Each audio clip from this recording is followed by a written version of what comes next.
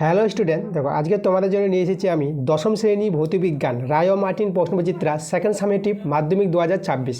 আজকে তোমাদের 5 নম্বর স্কুলটা করাবো। চলো আমরা প্রশ্নগুলোতে চলে যাই। দেখো 1 নম্বর প্রশ্নটা বলছে এসটিপিতে 1 লিটার কোনো গ্যাসের ওজন গ্যাসটির আণবিক ভরের, সেটা অ্যান্সারটা হবে সি নাম্বার অ্যান্সারটা। এই যে আমাদের 0.089/2 গুণ এত গুণ হবে। দ্বিতীয় প্রশ্নটা বলছে তাপীয় রোধাঙ্কের মাত্রীয় সংকেত আমাদের জানতে চেয়েছে, সেটা তোমরা দিবা বি নাম্বার অ্যান্সারটা। ঠিক আছে, এই আমাদের দেখো অ্যান্সারটা এটা হবে আমাদের, যেটা হচ্ছে m⁻⁻1 l⁻⁻1 আর টি কিউব আর থিতা আছে এখানে। ঠিক আছে, এবার আমাদের দেখো 3 নম্বর প্রশ্নটা বলেছে 240 ভোল্ট থেকে 60 ওয়াট একটি বাতির রোধের পরিমাণ কত হবে, সেটা অ্যান্সারটা হবে আমাদের ডি নাম্বারটা। এই যে আমাদের দেখো ডি নাম্বার যে অ্যান্সারটা আছে এটা হচ্ছে 960 ওহম। আচ্ছা, এবার আমরা চলে যাবো 4 প্রশ্নে, কোনটি ওয়াট এককে সূচিত করেছে, সেটা হবে আমাদের এই যে সি নাম্বার অ্যান্সারটা। এই যে আমাদের ভোল্ট ইন্টু অ্যাম্পিয়ার যেটা আছে, তাই না। 5 নম্বর প্রশ্নটা বলেছে তড়িৎ বিশ্লেষণের পদ্ধতিতে অ্যালুমিনিয়াম নিষ্কাশনের জন্য ব্যবহৃত তড়িৎ বিশ্লেষ্য হলো, সেটা হবে আমাদের এই যে দেখো সি নাম্বার অ্যান্সারটা হবে আমাদের অ্যান্সারটা সি নাম্বার হয়ে যাবে তোমরা Al2O3।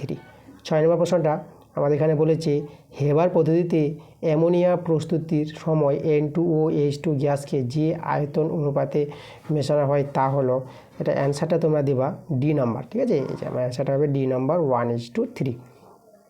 চলে যাবো আমরা 7 নম্বর প্রশ্নে। 7 নম্বর প্রশ্নটা বলছে পিতল ও কাঁসার প্রধান উপাদানটি হলো, সেটা আমাদের হচ্ছে এই যে সিইউ। এই যে অ্যান্সারটা হবে সি নাম্বার অপশান সিইউ। আচ্ছা, চলে যাবো আমরা 2 প্রশ্নগুলোতে। তো 2 প্রশ্নগুলো দেখো, 1 নম্বর প্রশ্নটা আমাদের আছে NH3 এর বাষ্প ঘনত্ব কত, তো তোমাদের অ্যান্সার লিখতে হবে 8.5। তারপরে আমাদের দেখো 1 যে অথবা অঙ্কটা আছে 1 মোল জলের অণুর সংখ্যা কত, সেটা তুমি অ্যান্সার লিখবা 6.022 × 10⁻23। এবার 2 প্রশ্ন দেখো আমাদের বলেছে উচ্চ তাপ পরিবাহী তাপ বিশিষ্ট একটি অধাতুর নাম লেখো, সেটা হচ্ছে আমাদের গ্রাফাইট।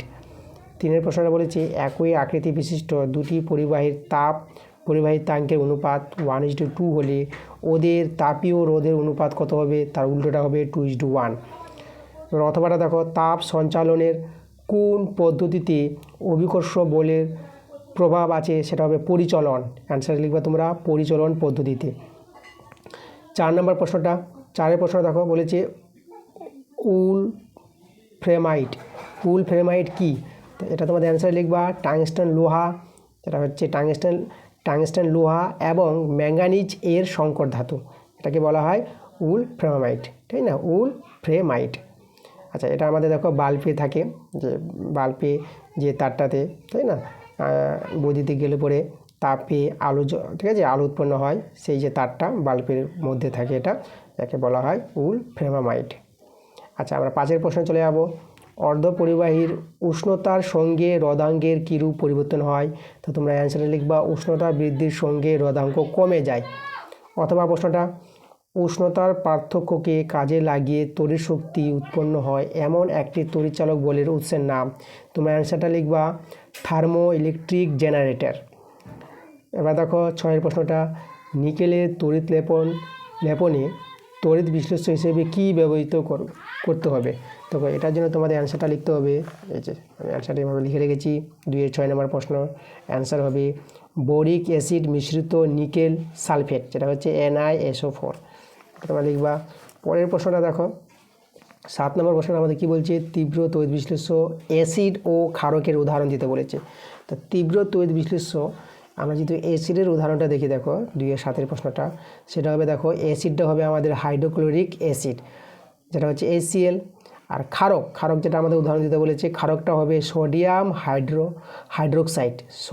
হাইড্রোক্সাইড, এটা একটা ক্ষারক, যেটা হচ্ছে আমাদের সংকেতটা NaOH। এরপরের প্রশ্ন দেখো, আমরা চলে যাব 8 নম্বর প্রশ্নে সত্য বা মিথ্যা লেখো। লাইকার অ্যামোনিয়া আম্লিক প্রকৃতির হয়, অ্যান্সার লিখবা মিথ্যা। 9 নম্বর প্রশ্নটা বলেছে জার্মান সিলভার কোন উপাদানের সংকর ধাতু, তো জার্মান সিলভার হবে তামা, দস্তা, নিকেল, এদের মিশ্রিত সংকর ধাতু। তা এই ছিল আমাদের আজকের ক্লাস। পরের ক্লাস তোমাদের তাড়াতাড়ি আসবে।